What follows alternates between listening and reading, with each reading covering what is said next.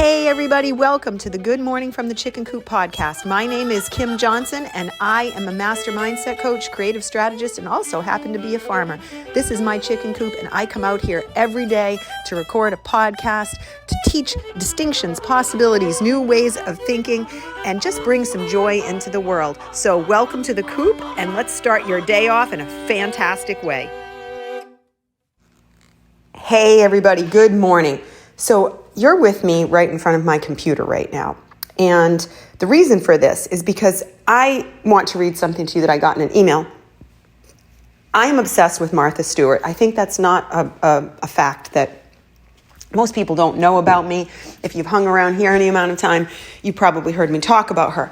But I love Martha Stewart. So I know that the Martha Stewart brand is not the woman, okay? So let's just be clear on that. But I get the emails and every day I look at them. Every day there's an email that comes out and there are tips and things in there, whether it's a recipe or something unique. Well, today comes up, and I always love the ones that have like numbers, like 10 reasons for this or 6 reasons for that, whatever it might be. So today I get one that says 12 sneaky reasons your home never feels completely clean.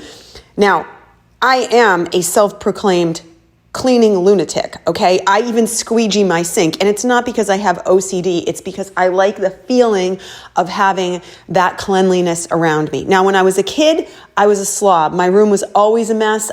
Things were piled up. It wasn't until I hit about 16 that I started to feel like, okay, this is like has to stop, and I changed my ways, and I started to become much more in tune with my space. And I think it was because my anxiety was so high and that I had to figure out ways to work around it.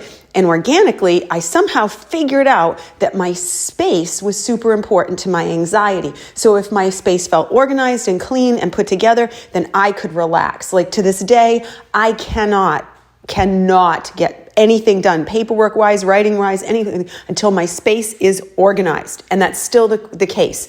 You know, it's a Sunday. I'm recording this early Sunday morning.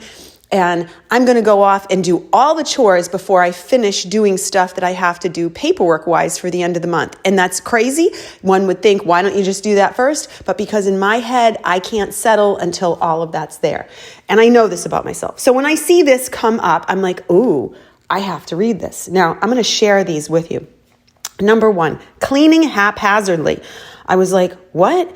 What does that even mean? If you mop before dusting or spray surfaces without decluttering first, you're setting yourself up for double work. A lack of a system leads to inefficient results, missed spots, surfaces that never look or feel quite clean. And this is a brand cleaning expert at Zepp, which is a big company. House recommends adopting a top to bottom, wet to dry approach. Now, this makes perfect sense to me, but just, wow, that was really interesting.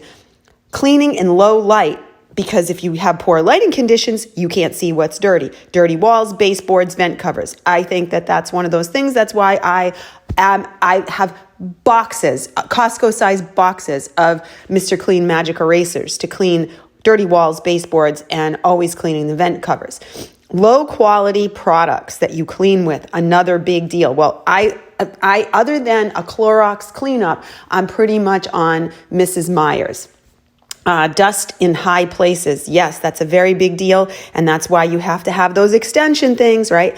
Now this one gets me. Lingering germs. Oh no. Where does it not feel clean? It's where you have to disinfect and go around and touch things and wipe them off. Faucet handles, doorknobs, counters, high touch points, remote controls, things like that. Now this one, stale odors. Oh God, that's a big deal, especially in a space.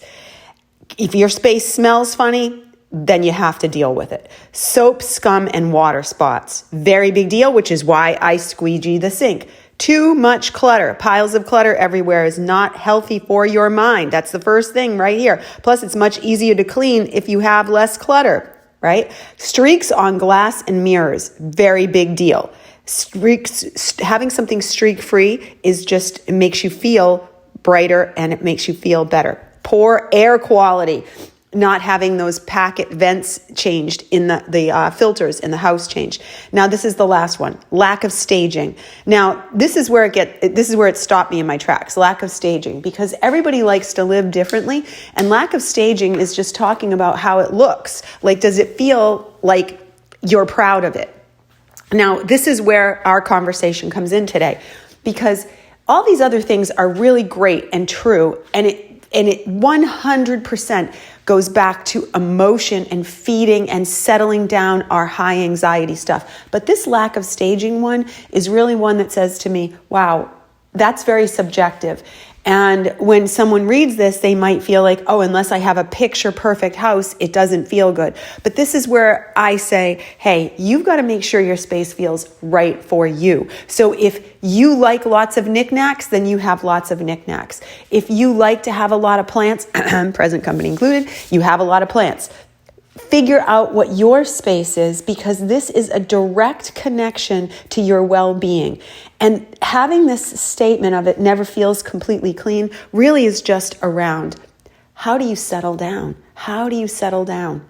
So look at your space. Really look at it. It's the last day of the month. Look at it. Maybe before you decorate for Christmas. That's what I did on day after Thanksgiving. And I organized, decluttered, got rid of everything, and then took the Christmas stuff out and felt amazing. So hopefully this was helpful, my friends, and I hope you have a fun time going through this. And remember, it's your space, so make it comfortable for you. Have a blessed day, everybody, and I'll see you tomorrow. Bye.